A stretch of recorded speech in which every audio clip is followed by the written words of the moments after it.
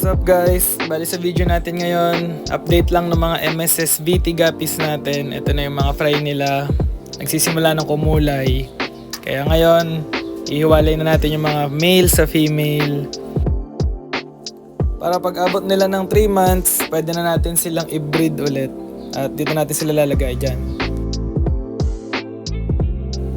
Kaya ayan, simulan muna natin sa panghuhuli ng mga male. Iilan lang naman to, parang wala pang 10 yung mga male natin.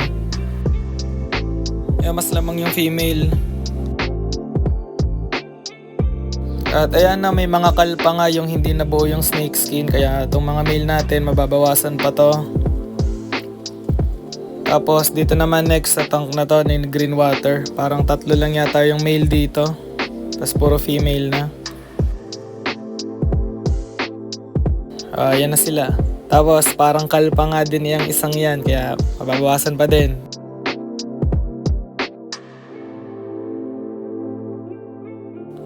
Tapos plano ko na per tank 2 male lang para mag-room sila ng maayos. Mas mabilis lumaki.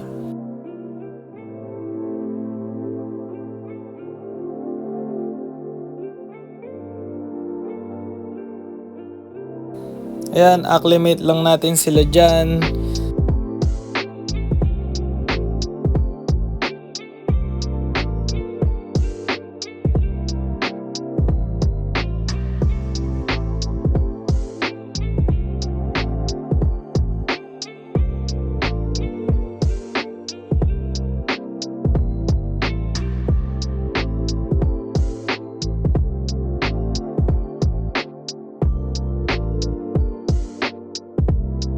At ayun lang po, no, alpasan na natin itong mga male.